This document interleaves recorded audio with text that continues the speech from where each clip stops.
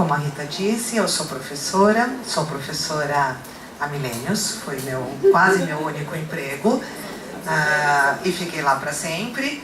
E a gente vai falar hoje sobre esse tema muito propício do final do ano, melhor que o Natal, é a avaliação, mais apropriado. Os alunos aqui presentes, atenção, vocês entrarão num universo quase secreto dos professores, não pode contar para ninguém o que vocês vão ouvir aqui, mas pode usar em seu favor para o resto da vida, fiquem à vontade.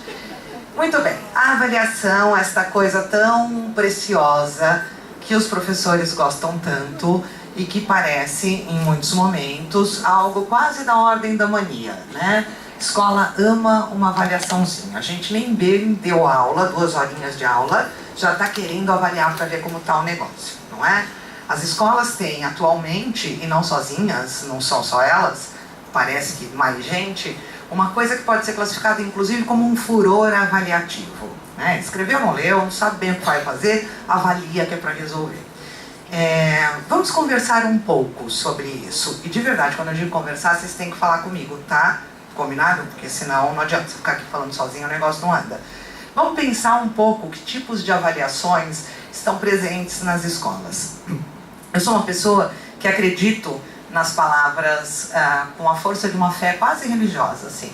Eu acho que as palavras são absurdamente poderosas por vários motivos. Um deles é porque elas nos contam coisas sobre como as pessoas vêm pensando historicamente. As palavras têm essa memória. Então, quando a gente pensa, por exemplo, nos nomes das avaliações que estão presentes nas escolas, vamos ver o que a gente encontra. Que tipo de avaliação existe? Prova. Veja que palavra curiosa, né? Prova não é exatamente um tipo de avaliação, é um instrumento.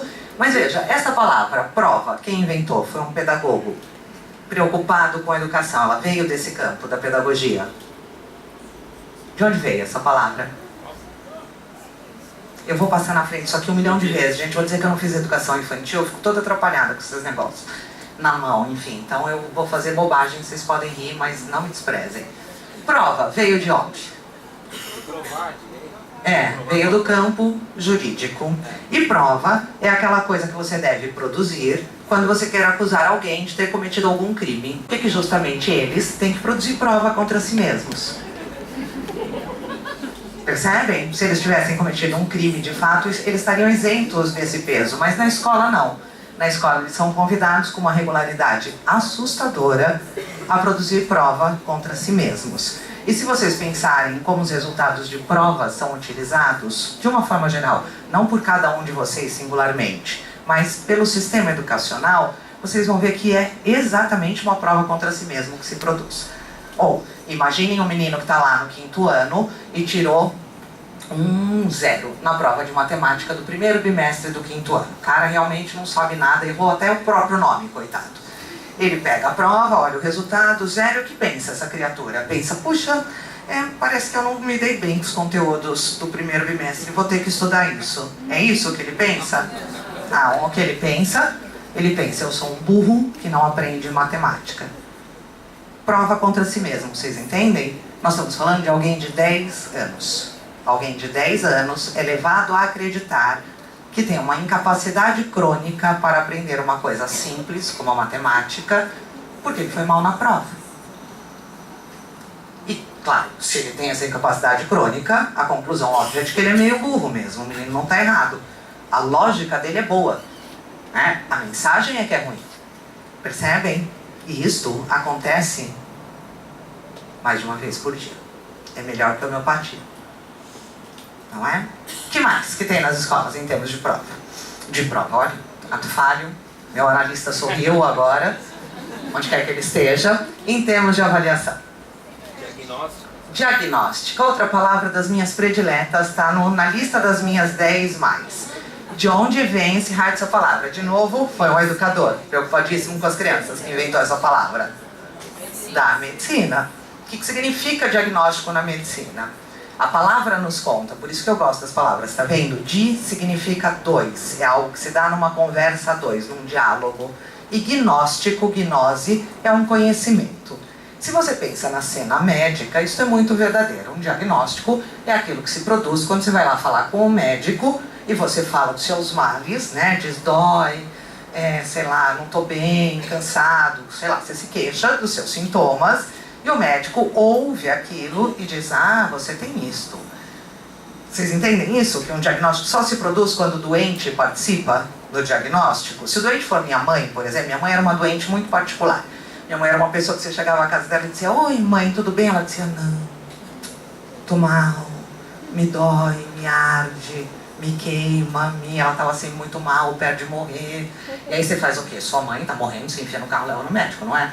Eu fazia isso. Aí chegava no médico, o médico dizia, dona Ana, o que a senhora tem? Ela dizia, nada, tô ótima. Né? Aí não se produz diagnóstico de jeito nenhum, vocês entendem? Agora um doente um pouco mais honesto produz um diagnóstico. Quando o médico finalmente fala, o que se produz no diagnóstico é o quê? É uma doença, é o nome de uma doença. Quando o médico diz o que você tem, o que sai daquela sala é um doente. E aí a gente deve de novo se perguntar, de que mal padecem as criancinhas? Que raio de doença carregam esses seres tão jovens? Para a gente ficar fazendo avaliação diagnóstica. O que nós estamos procurando ali? Qual é o mau funcionamento dessas pessoas? Porque a avaliação diagnóstica, como o consultório médico, produz doenças. Né? A cada década tem uma que é da moda. Há 10 anos atrás, ela produzia disléxicos. Fazia uma avaliação diagnóstica, saía um monte de disléxico de lá. Agora, se faz avaliação diagnóstica, tem os sujeitos coitados que têm déficit de atenção. Pobres criaturas, muito déficit de atenção no mundo.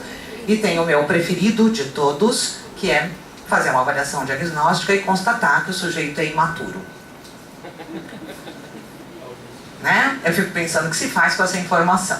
Na minha casa há um tratamento para coisas imaturas em geral.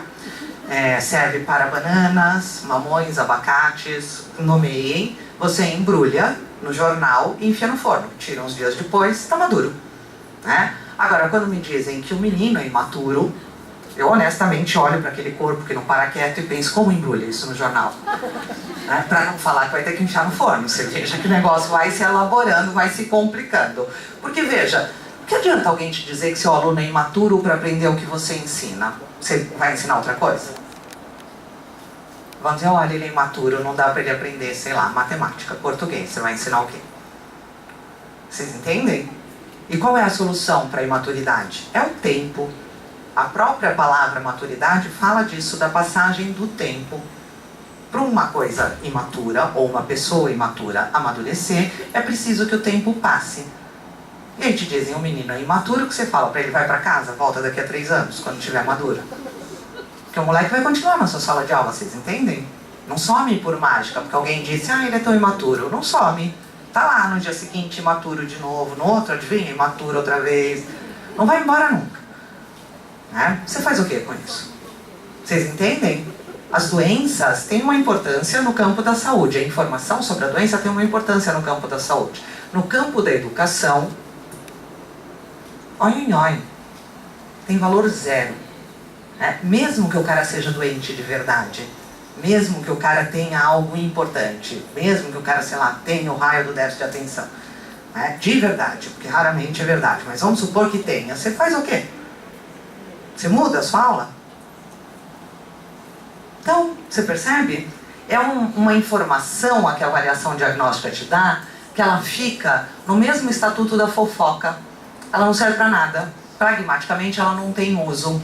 E se vocês observarem professores, em sala de professores, falando daquele menino que tem o diagnóstico, sabe, o cum laudo, olha o corpo das pessoas, vocês vão ver que é o corpo da fofoca, igualzinho. Quando a gente fala, sabe aqui, hoje você não sabe o que ele aprontou. É este corpo, um corpo muito, que a gente aprende desde muito pequeno e que é o corpo da fofoca. A gente usa para falar mal do aluno, da vizinha, sei lá de quem, do marido, de quem quiser. Percebe? Mas é toda uma linguagem corporal que demonstra e denuncia o estatuto desses diagnósticos na educação. E ele não é do campo da educação, esse estatuto, o que por si só seria um problema. Estamos bem até aqui? Outros tipos de avaliação que existem na escola, tem tantos, né? Teste. Teste, quem falou isso?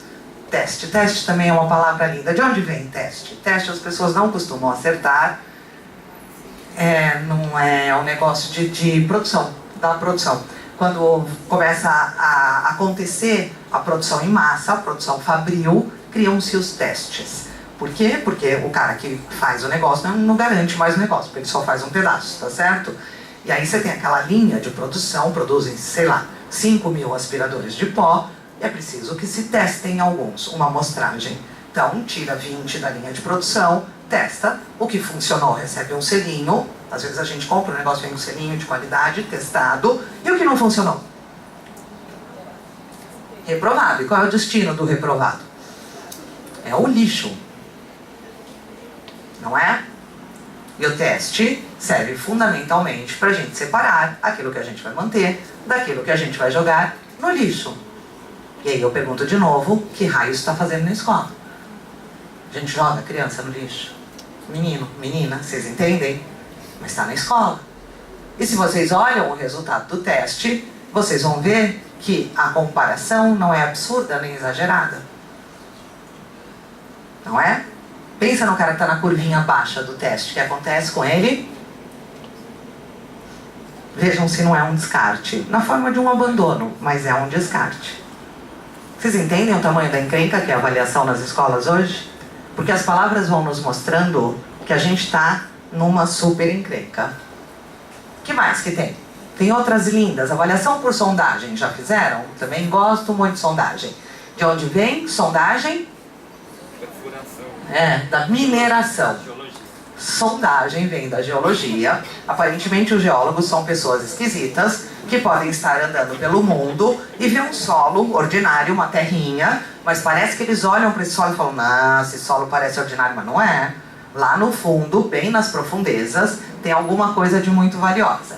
Aí precisa cavar para ver se tem mesmo, e cavar dá um trabalho do inferno, o geólogo não quer, tá certo? Então o que ele faz? Ele sonda.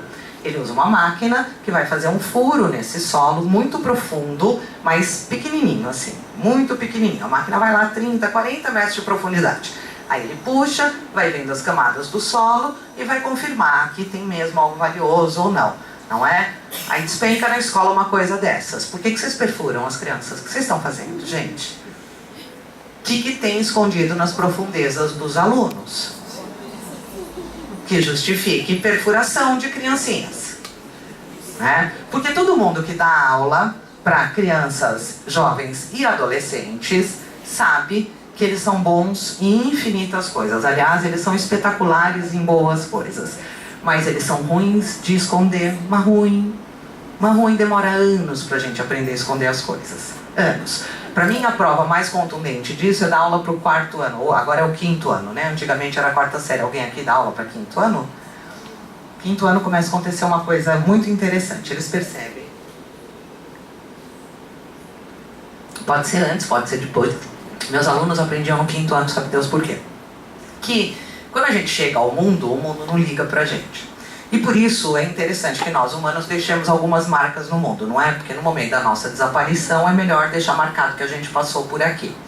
Eles, em geral, percebem isso por volta dos 10 anos. Há marcas muito interessantes que as pessoas deixam no mundo. O trabalho é uma marca interessante, há várias marcas interessantes. Mas aos 10 anos, a maior parte dessas marcas não é possível. Então, qual é a marca que eles fazem no mundo? Porque marcar o mundo é sempre da ordem de uma transgressão. É sempre algo de errado. Ninguém marca o mundo obedientemente, não é? É sempre fazendo uma desobediência. Aos 10 anos, qual é a desobediência que eles fazem para marcar o mundo? Eles vão escrever. Escrever em lugares que não se deve escrever. Na carteira da escola, na parede, na porta do banheiro, né? É uma tradição escolar clássica. E o sujeito escreve, e o que escreve esse gênio aos 10 anos? O nome dele. Vocês não ficam abismados, estupefados com isso?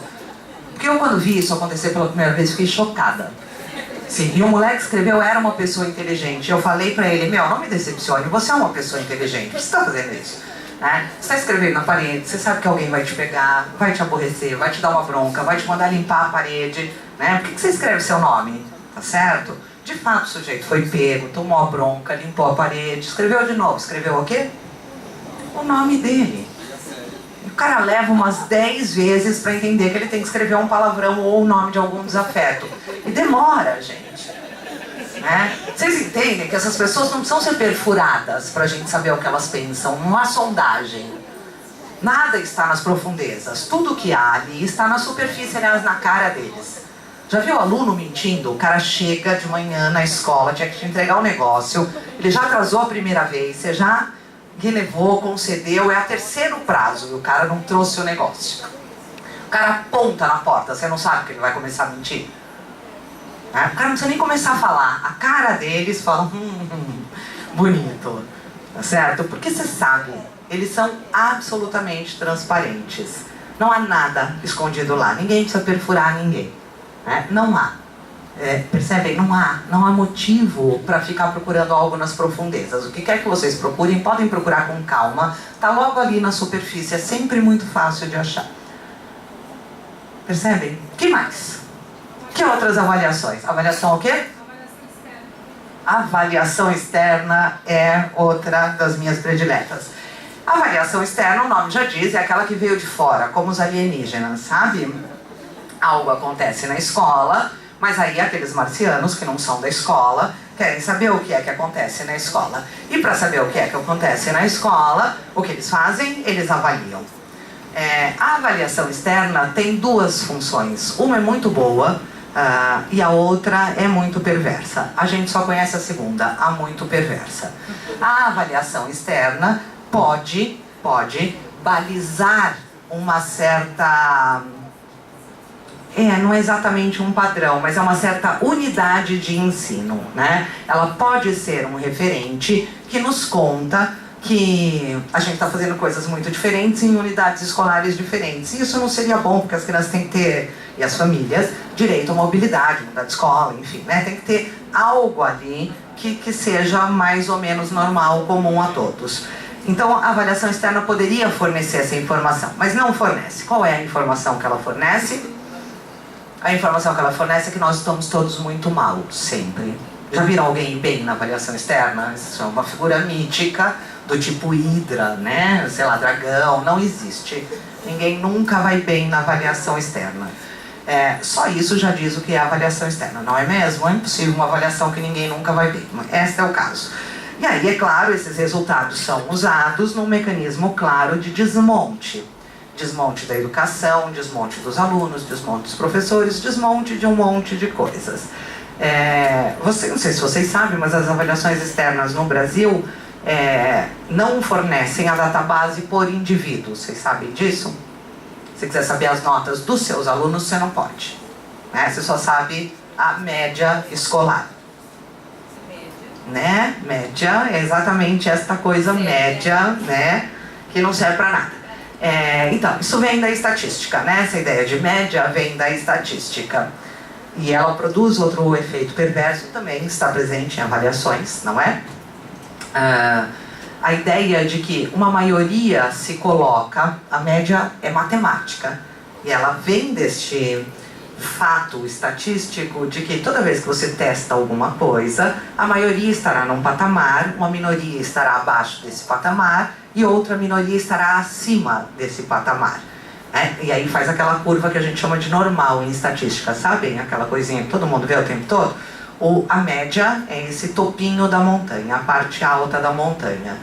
Veja, média é muito bom para estatística. Agora, se eu disser para vocês que é o uso que se faz da média em avaliação escolar. Se eu disser para vocês, olha, não se preocupem, andar de avião é muito seguro. A média de aviões que caem e as pessoas morrem é muito inferior ao número de pessoas que morrem de acidente de carro, por exemplo. Então, andar de avião é mais seguro do que andar de carro. Vocês acreditam em mim? Claro que acreditam, até porque é verdade. Mas vocês acreditam até a hora que o avião que você tiver começa a cair. Porque aí a média não interessa, vocês entendem? Estatística e média são muito bons para a gente fazer análises etnográficas, análises de grandes populações. Quando a gente está falando de casos individuais, elas são péssimas. Porque se você está bem naquela partezinha da média do avião que cai, não adianta eu te contar, mas tudo bem, você é 1% da população, você vai morrer, mas 1% da população. Vocês entendem? A estatística não tem este uso. Ela não nos diz da qualidade de coisa nenhuma. Ela diz da frequência.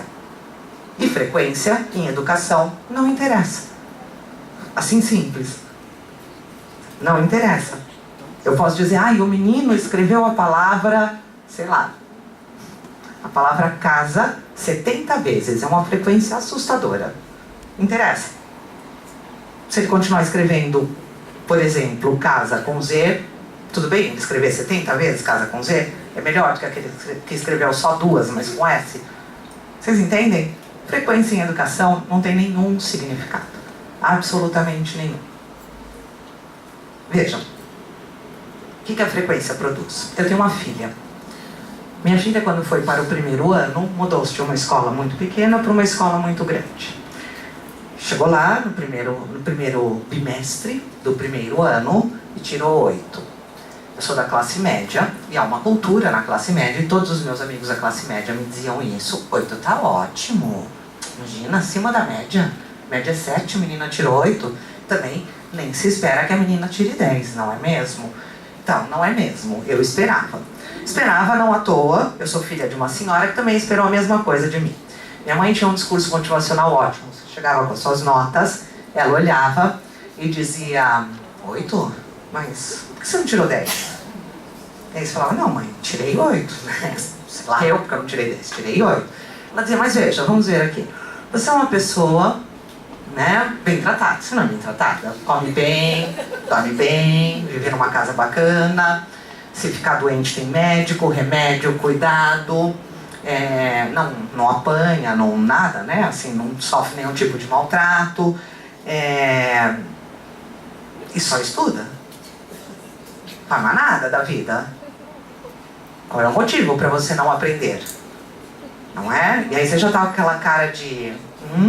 E ela terminava com a seguinte frase: se você ao menos fosse burra, né?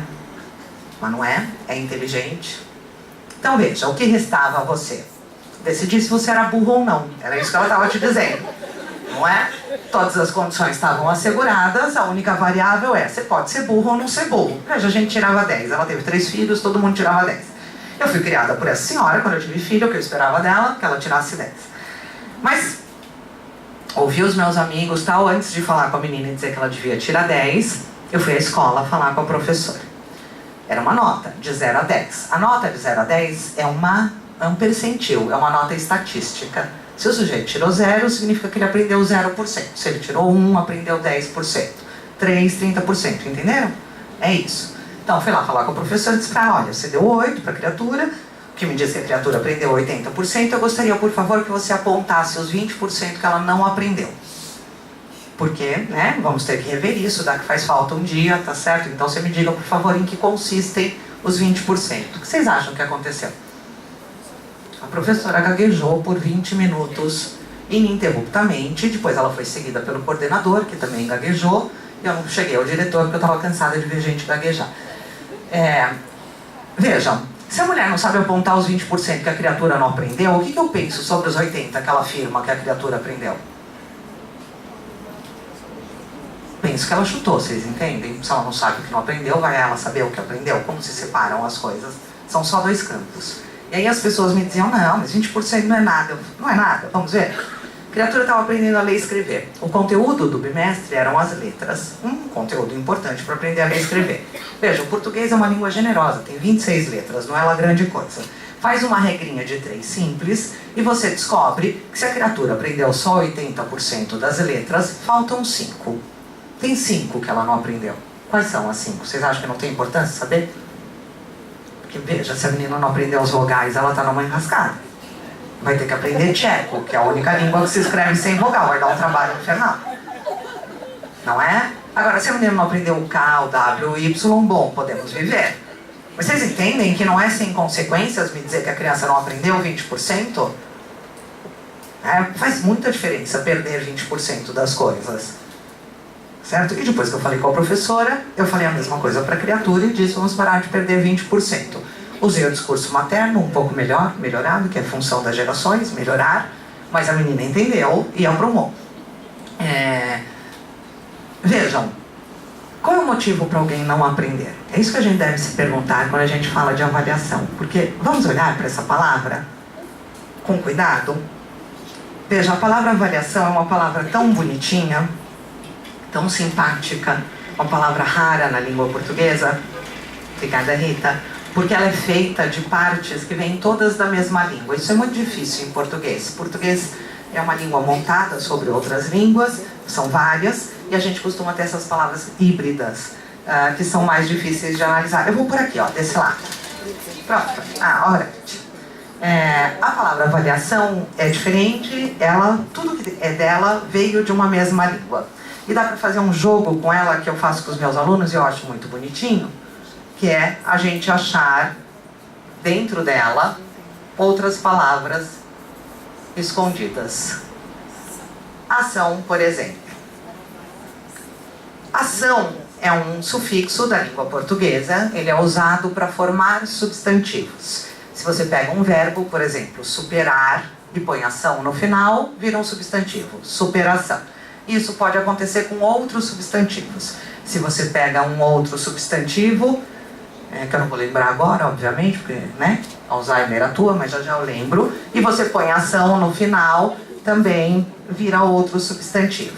Há outros sufixos que formam substantivo em português. Por exemplo, eiro, né? Eu posso formar formigueiro, pedreiro, carpinteiro, só que eles significam, cada substantivo significa. Ação significa exatamente o que o nome diz. O substantivo que se formou aqui é algo da ordem do ato.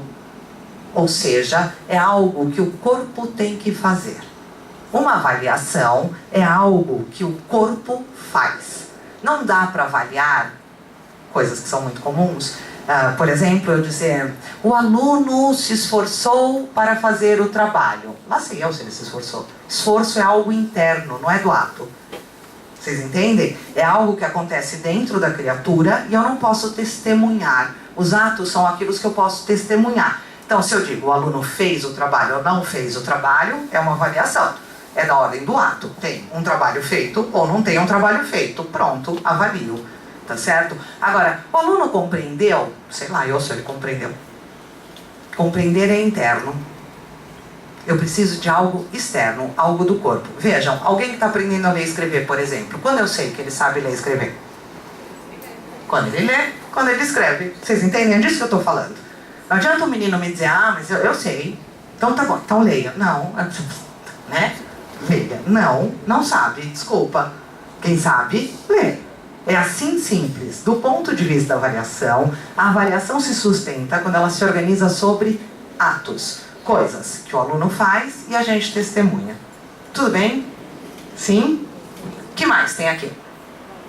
Valia, que significa literalmente valor. Quanto vale o negócio? Vale muito, vale pouco. É bom, é ruim. Valor é sempre algo que tem uma modulação binária, tem dois polos, tem coisa no meio, eu posso dizer vale muito, vale pouco, vale mais ou menos, tá certo? Mas sempre tem dois polos. Então, é bom, é ruim, vale muito, vale pouco, é desejável, é indesejável, é esperado, é inesperado, é a preferida dos testes, é normal ou anormal. Esse é o resultado predileto dos testes. Vocês percebem? Valor é fundamentalmente dizer quanto vale. A importância daquilo. Se aquilo é importante ou é desimportante. Se aquilo vale muito ou vale pouco. E o nosso último pedacinho, que é o A, né? Este A, existem dois, é um prefixo, existem dois em português, um é grego, outro é latino. Um significa negação, é aquele que está em anormal, atípico, enfim, significa não, mas não é o caso desse. Esse é o outro A, em português ele costuma aparecer como AD, está em advogado, adjunto, adjacente, ele significa junto, ao lado, certo? Então, uma avaliação é literalmente um ato que traz junto com ele um valor, um ato que a gente diz quanto vale. É fundamentalmente isso. Percebem? E por que a gente está sempre tão preocupado em dizer quanto valem os atos dos alunos? Por quê?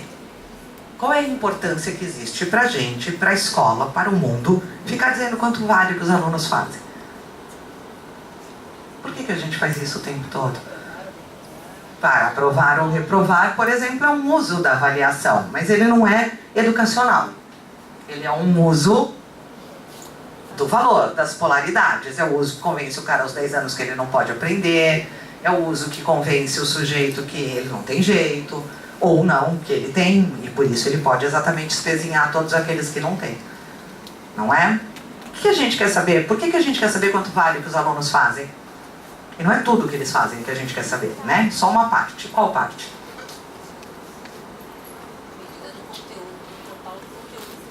Isso mesmo.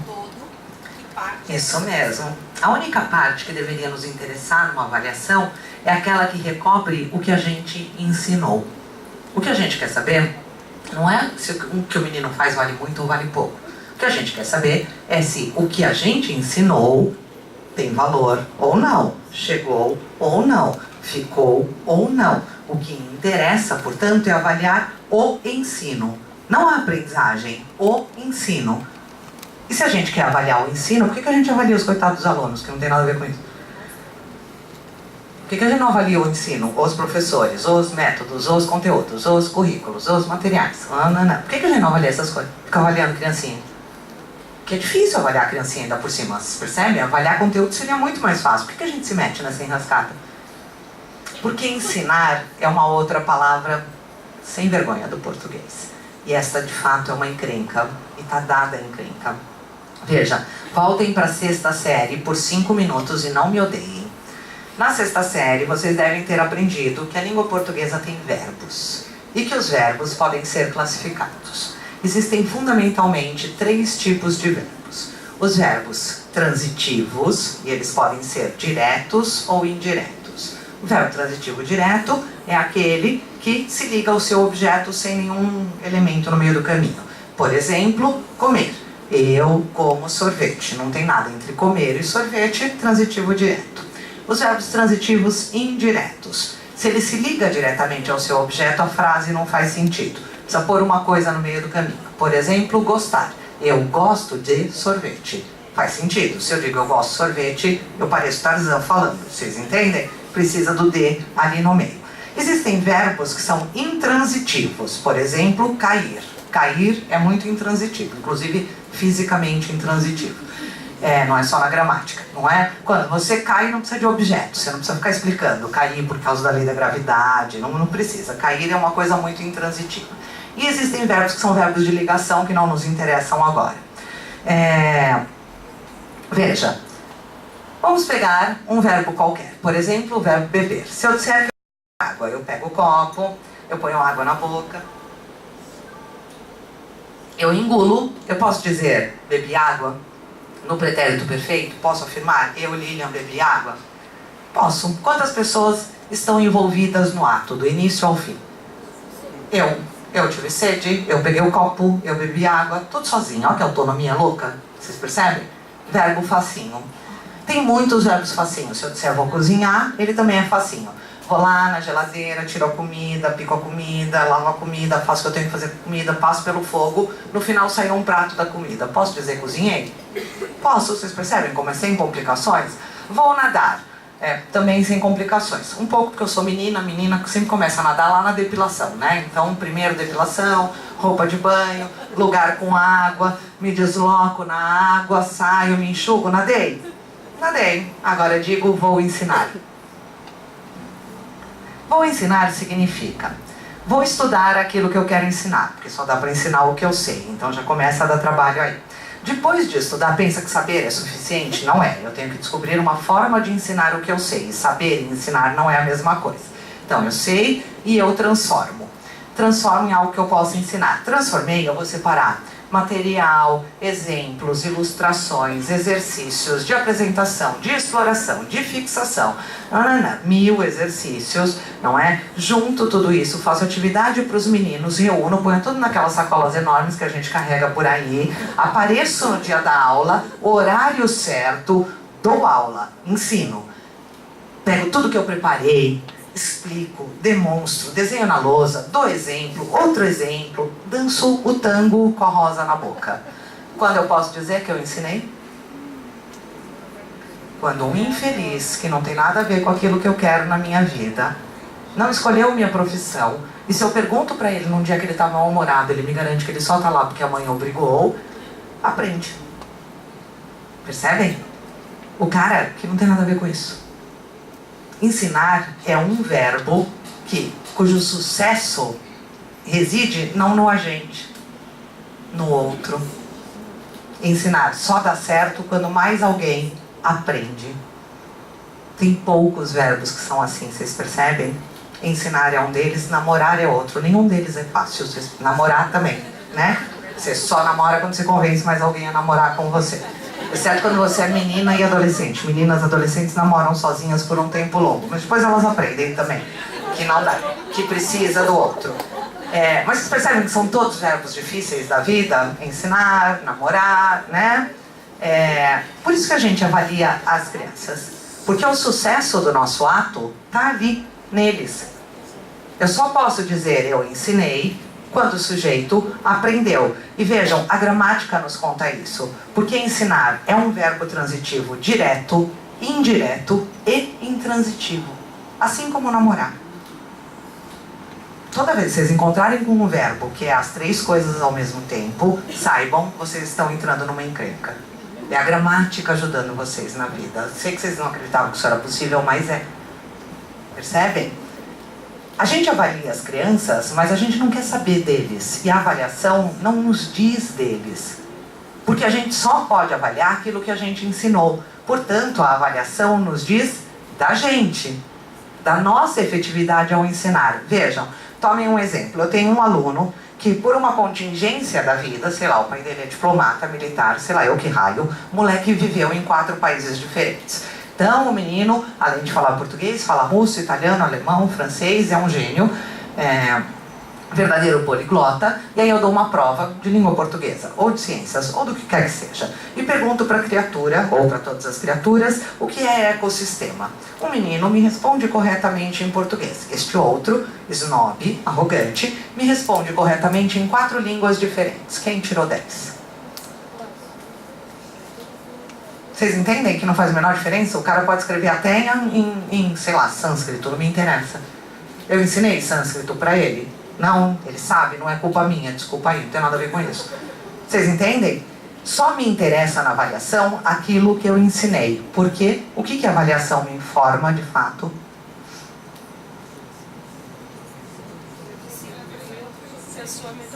E se ele não aprendeu? Fiz a avaliação, constatei, ixi, não aprendeu. E aí? Falo pra ele, mas você é burro, hein? Já te ensinei, pelo amor de Deus.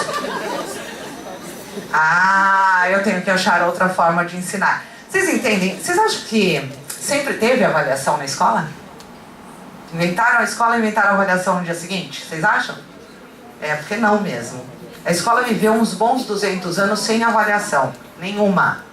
Tinha o menor interesse nesse negócio de ficar sondando criatura. Nenhum interesse. Por quê?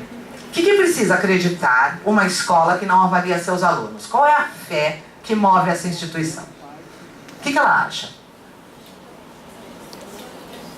Que eu ensino tudo para todo mundo. Por que eu vou avaliar? Certo? Eu ensinei, é óbvio que o cara aprendeu. É isso que acredita essa escola. Como é que a gente consegue esse milagre? E essa escola conseguia. E a gente fala muito mal dela, diga-se de passagem. E ela conseguia. Como a gente consegue esse milagre de ensinar? Aliás, vocês sabem que o primeiro livro de pedagogia, escrito na modernidade, chama A Arte de Ensinar Tudo a Todos. E isso não é uma coincidência. Não é um acaso, não é sem querer. É um sintoma. Não é? Como é que uma escola consegue ensinar tudo a todos os seus alunos? Vocês deviam saber, porque vocês são acusados diariamente, mais de uma vez por dia, de não conseguir. E a gente detesta essa escola. É a tal escola tradicional, que saibam, não é uma, é múltipla. Tem escola tradicional para todos os gostos, todos os tipos, tamanho, número, sabor. Não é também uma invenção da gente. Conhecem os jesuítas? Alguém aqui já entrou numa escola jesuíta? Não tem escola mais tradicional que uma escola jesuíta. Mas os jesuítas tinham textos dizendo, a gente tem que combater as escolas tradicionais. Até os jesuítas tinham uma escola tradicional para falar mal. Percebe? Todo professor, começou a ser professor, se arrumou uma escola tradicional para falar mal. Os jesuítas não gostavam da escola que os antecedia, porque não tinha nem canto, nem teatro. E jesuíta é louco por um teatrinho. Então era muito tradicional, a anterior. E os jesuítas é que eram modernos. Hoje a gente olha para uma escola jesuíta e diz que ela é muito tradicional. A escola tradicional é esse fantasma que nos dá alento, porque a gente sempre pode falar mal de alguma coisa.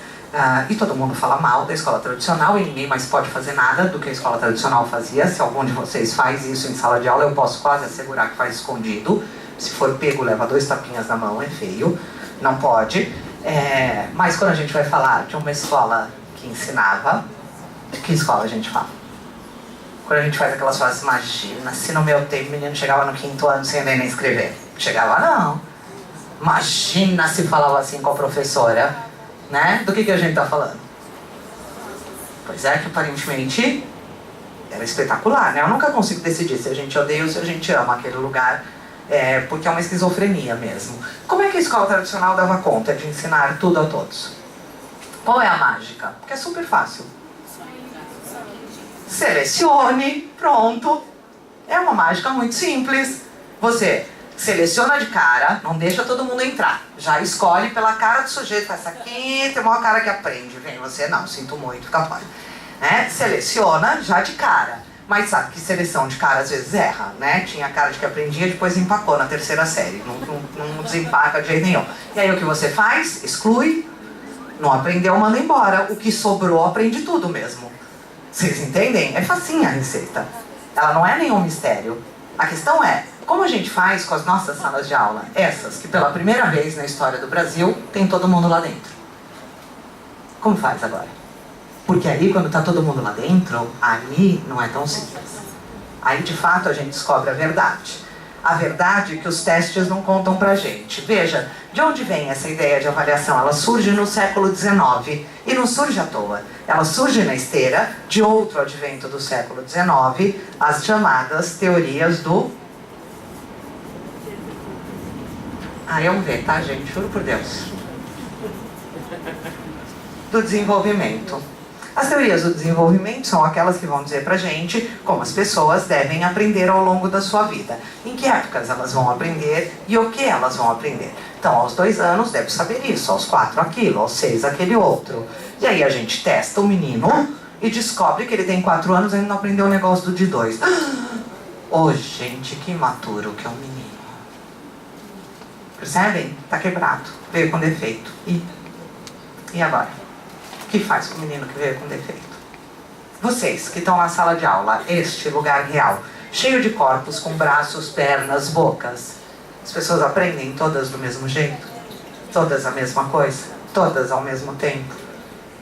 As teorias do desenvolvimento falam de outra coisa, falam das estatísticas. Por isso que a frequência não nos interessa. Vocês entendem? Não nos interessa. Porque a gente não lida com a frequência, a gente lida com isso, um corpo cheio de perna, braço, boca, né, que se mexe e que aprende como pode. Percebem? E como se mede isso? Não se mede, mas o que eu ensinei eu posso medir? Posso. E aí é que está a mágica da história. Veja, o desenvolvimento vai falar fundamentalmente da aprendizagem, só que a aprendizagem é um negócio que a gente não consegue pôr a mão, porque ela é absolutamente singular. As aprendizagens, elas são, primeiro, imprevisíveis. Você sabe dizer exatamente quando o seu aluno aprendeu aquilo que você queria ensinar? Você marca o tempo, você diz, foi agora. 1 segundo antes não sabia, agora sabe. Você sabe dizer isso de cada aluno que está na sua sala? Porque não é previsível, é uma característica das aprendizagens, uma de suas propriedades. Elas são imprevisíveis. Cada um aprende com alguma coisa que a gente não sabe o que é, num tempo que a gente não consegue prever. Ou seja, é torcer pelo melhor, vocês entendem? Porque prever não dá. Agora, o ensino é imprevisível. Você entra na sala de aula sem saber o que você vai ensinar, quando você vai ensinar, como? Pelo contrário, o ensino é a coisa mais previsível que existe. A aprendizagem, você ensina um negócio desse tamanho, porque o ensino é sempre generoso, né? Exatamente porque a gente não sabe o que vai levar cada um a aprender, a gente sempre ensina mais do que o que seria necessário para cada aprendizagem individual. Então o ensino é sempre da ordem de um transbordamento, é um ato generoso. Mas é um monte de coisa, portanto você pode medir. Agora, você sabe quanto cada aluno seu aprendeu? Você sabe ponderar isso? De tudo que você ensinou, quanto cada um aprendeu exatamente? Qual foi o recorte? Vocês sabem dizer? Porque a aprendizagem é também imponderável. Eu não sei o que ficou para o cara daquilo que eu ensinei. Eu não tenho a menor ideia. Vocês percebem? Eu ensinei 400 coisas. Quantas ele aprendeu? 15? 2? 7? 200? Não sei. Não sei dizer. Eu sei dizer quantas eu ensinei. O ensino é altamente ponderável. A aprendizagem é imponderável. O ensino é tangível. Eu consigo pôr a mão no que eu quero ensinar. Eu tenho uma fonte teórica, eu tenho um material, eu tenho um conteúdo, eu tenho uma matriz curricular. Ele tem um corpo, vocês entendem? O ensino tem um corpo. E a aprendizagem tem? Percebem? Não é. Por que que a gente avalia os meninos, então, se a aprendizagem é essa encrenca sem tamanho, que eu não consigo pôr a mão? Porque a gente quer saber do ensino. A gente quer saber, ele aprendeu? Não. E então o que eu tenho que fazer? E esta era outra mágica da escola tradicional. Ela realmente excluía, só que uma vez que você estivesse lá dentro, ela não largava o osso. A escola, quando foi inventada no século XVII, não tinha avaliação. Não era para crianças também, era para uma coisa que chama pueris, que hoje a gente entende como adolescentes. O século XVII não entendia assim. Pueril era um homem, um ser do sexo masculino, que não tivesse se casado. Podia ter 50 anos, não casou, era pueril, tá certo? Não era uma questão de idade, era uma questão de lugar social. Essas pessoas iriam à escola. Era uma escola conhecida como escola de ler, escrever e contar. Era isso que eles tinham que aprender. Quanto tempo levava para aprender? Quanto tempo eles ficavam na escola? A resposta do século XVII era, sabe Deus, o tempo que for necessário. Aprendeu, sai. Não aprendeu, fica lá. Fica lá quanto tempo? Sei lá, 1 ano, 10 anos, 20 anos. Não importa, eles não ligavam. O cara só saía da escola em 2 condições. Aprendeu ou morreu. Quando morria também saía. Eles não guardavam o corpo. Mas, né, eram as 2 condições possíveis para sair da escola. Percebem? O desenvolvimento nos convence que tem um tempo de aprendizagem. E aí, se o cara não aprendeu nesse tempo, a gente é generoso. A gente não espera que o cara aprenda no tempo certo, não é? Tudo bem, tinha que aprender aos 8 anos, não aprendeu. Aos 9 a gente ainda espera que ele aprenda. Aos 10 a gente tem alguma esperança, não muita. Aos 15 a gente ainda acha que ele vai aprender. Aos 20, percebem? A gente vai abandonando o sujeito em função de uma crença de que ele deveria ter aprendido. E o que a gente esquece de se perguntar é a coisa mais básica do mundo. Qual é?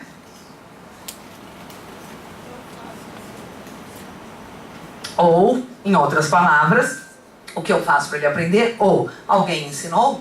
Porque para o cara aprender é condição de necessidade que alguém ensine. E, em geral, quando as pessoas não aprendem e a gente procura a causa, a gente descobre que a causa costuma ser que ninguém ensinou. Que a gente supõe que eles deveriam saber, o que eles não sabem, e ninguém ensina. Alguém aqui tem filho adolescente? Filho adolescente é a prova disso. Seu filho sai do ensino fundamental 1, onde há uma certa tutela, e aí ele vai para o ensino fundamental 2. Ou vai para o colegial. Quando vai para o colegial é melhor ainda. Minha filha entrou no carro no 2º dia de aula do colegial, o primeiro dia que ela teve as aulas de química e física, e me informou: mãe, só quero te dizer que eu vou repetir de ano, tá? 2º dia de aula, não é? Ela já constatou que o negócio ia ser feio. E por que ela constatou isso? Porque ela não sabia nada de química e física? É verdade, ela não sabia nada de química e física, mas ninguém esperava que ela soubesse. Ela nunca tinha estudado essas coisas e nenhum dos colegas dela sabia. O que a fez acreditar que ela ia repetir de ano no 2º dia de aula? O fato de que o professor explicou para eles o que se esperava deles. Disse: esse ano a gente espera que vocês aprendam a fazer isto. Experiências químicas, cálculos de aquela coisa da física que fica equilibrando a equação. E o raio que o parto, a menina olhou e falou: meu, vai rolar, vou repetir de ano. Tá certo? É o que a gente faz com as criaturas quando a gente diz para eles: peguem a agenda. Quantos de nós ensinam os meninos a usar a agenda? É raríssimo, não é? E não faz uma falta desgraçada? Depois que a gente ensina, eles não usam direitinho? Nossa, se usam, não é? Vocês entendem isso? Em geral, o que eles não sabem é aquilo que a gente não ensinou. Veja, a avaliação só tem valor se ela tiver sobre 2 pilares fundamentais, que é para aquilo que ela foi feita. O valor da avaliação reside nesses pilares. O primeiro é, ela trata daquilo que foi ensinado. Portanto, ela não está medindo a aprendizagem, ela está medindo a eficácia ou a qualidade do ensino. Este é o primeiro pilar. Avaliar aquilo que eu não ensinei não vale. O segundo é, se ela está avaliando o ensino, o resultado da avaliação deve transformar o quê? O ensino. Não toca a criatura, não toca a criança. Vocês entendem? Faz sentido você reprovar um aluno porque ele não aprendeu o que foi ensinado? Essas são as perguntas que a gente deve se fazer o tempo todo. Ele aprende se ele é reprovado? Vou dizer que não. Vou dizer que não, porque eu repeti de ano várias vezes, sei que não. Sei que não faz a menor diferença. Vocês percebem? Faz sentido o menino achar que ele é burro porque ele não aprendeu? Faz sentido a gente achar que uma escola é ruim ou boa por causa da nota da avaliação externa? A despeito de tudo que a gente vive na escola cotidianamente? É disso que nós estamos falando o tempo todo. A avaliação escolar não é inocente, nunca foi, mas ela pode ser pedagógica. Existe uma modalidade de avaliação que, vejam, tem um nome feito pela pedagogia. Olha que beleza! Ela chama avaliação formativa. Ela existe em algumas escolas, várias escolas, professores gostam dela.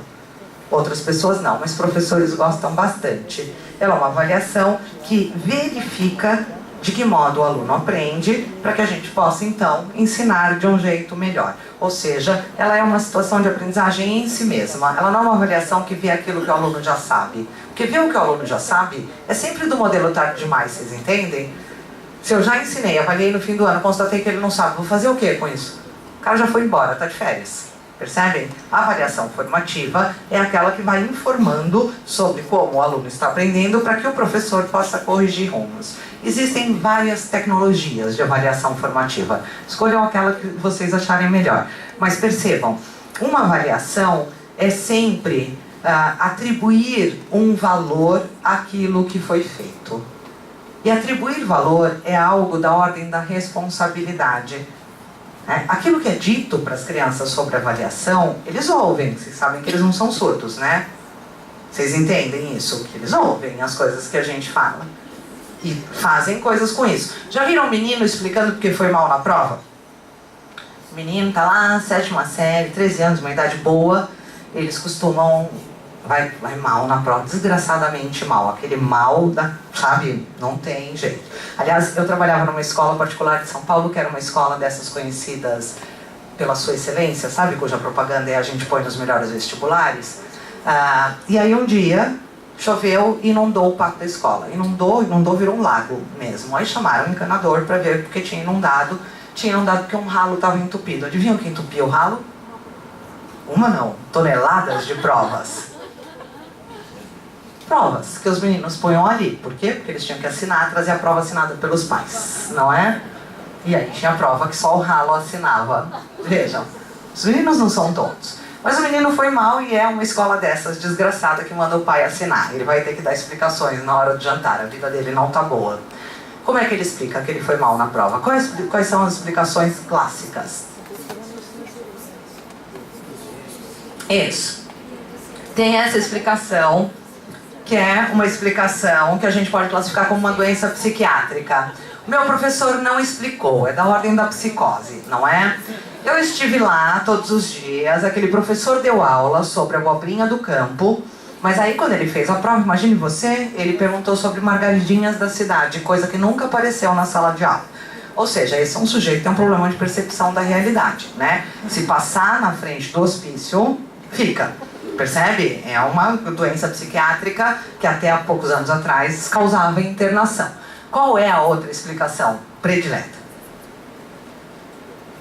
Deu branco. Também doença psiquiátrica, não é? O menino é amnésico.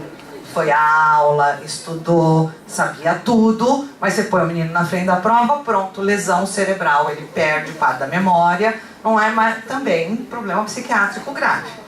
E a última, todo mundo foi mal é da estatística. Esse pelo menos não é psiquiátrico, mas também é recorrente.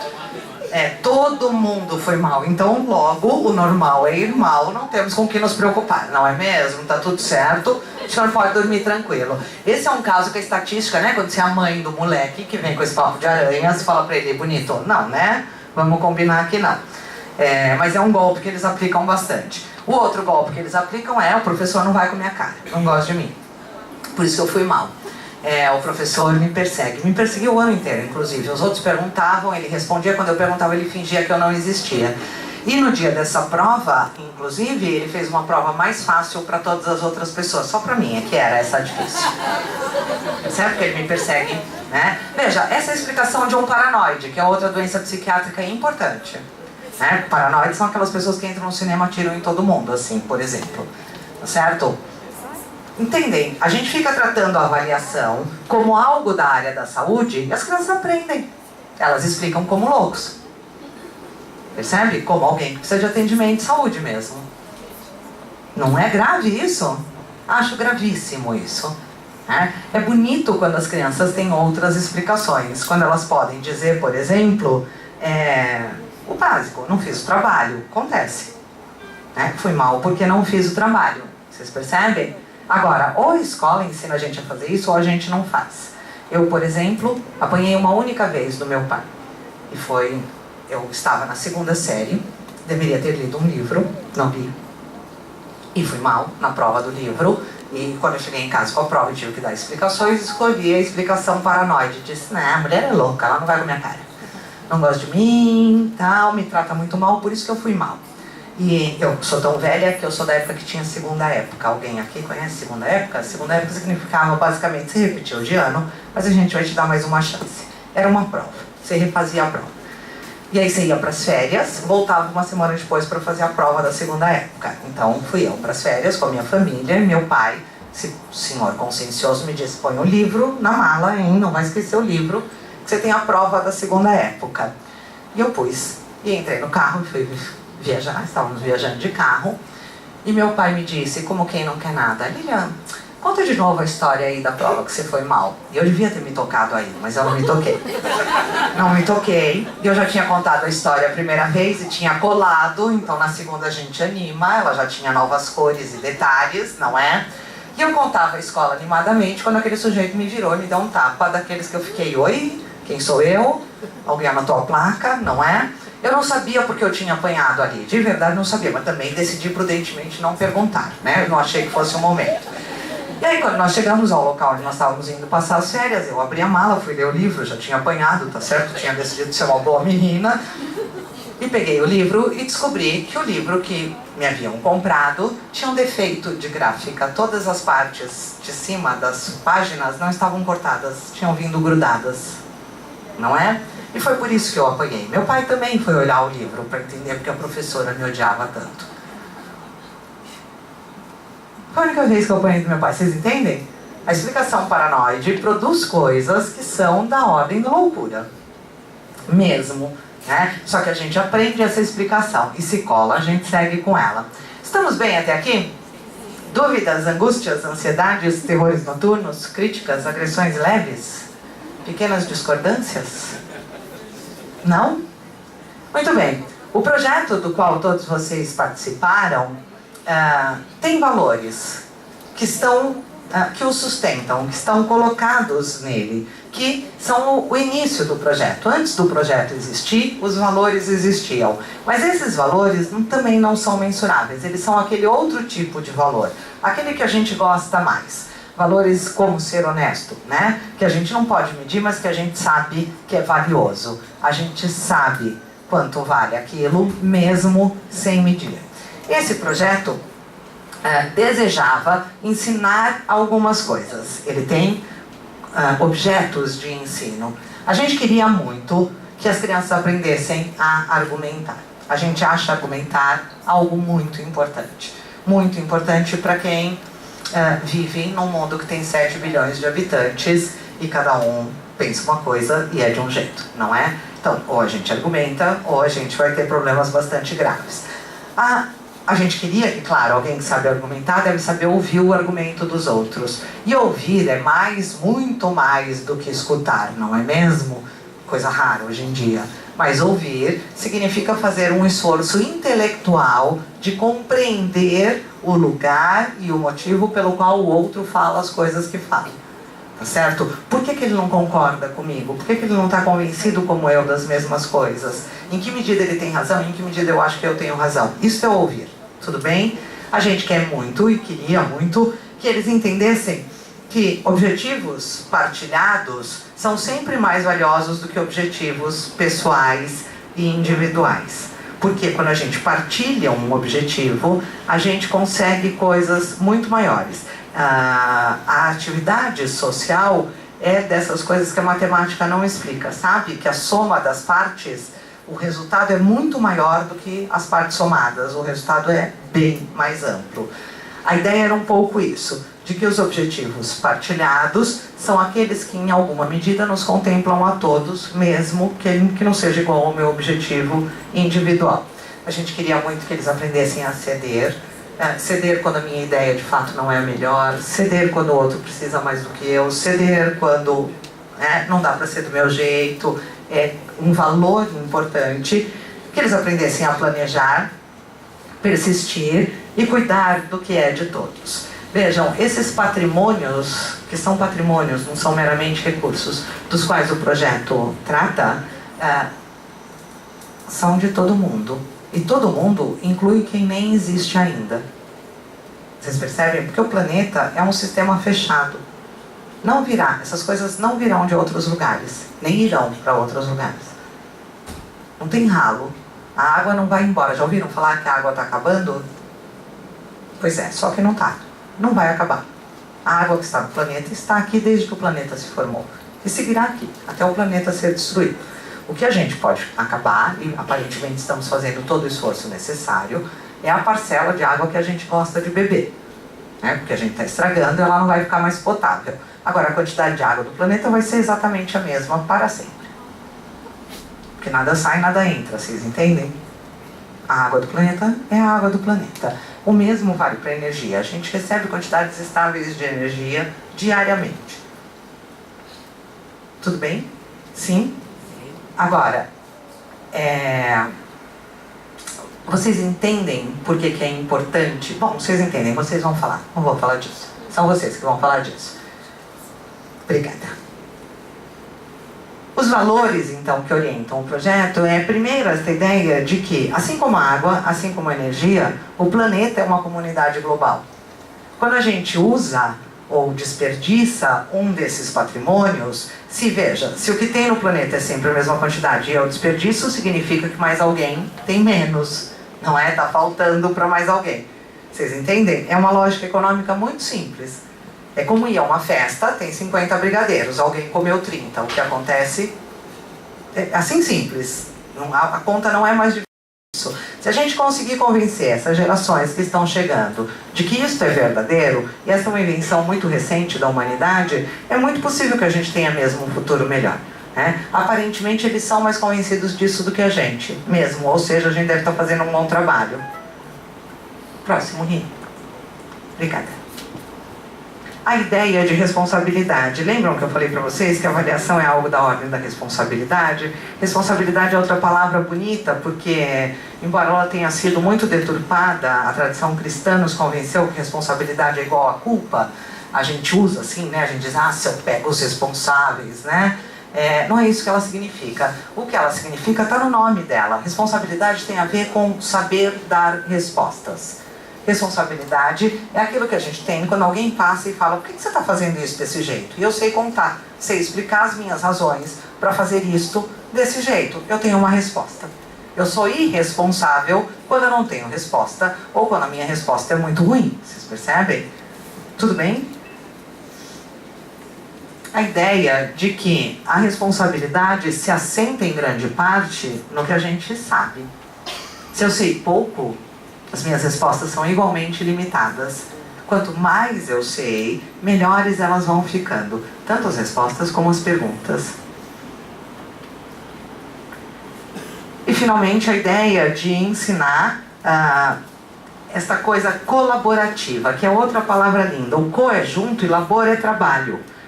Quando a gente colabora, significa que a gente está trabalhando juntos. E a única coisa que nos convence, nós humanos, a trabalhar juntos é a ideia de que aquilo que a gente vai conseguir com o nosso trabalho é bom para todos. Ninguém convence a gente a trabalhar todos juntos se o resultado do trabalho for me prejudicar. Eu não participo, vocês entendem? Eu só participo se eu achar que aquilo é bom para mim. Portanto, quando eu consigo um trabalho colaborativo, significa que todos os exercícios de argumentação, de ceder, de ouvir, já foram feitos.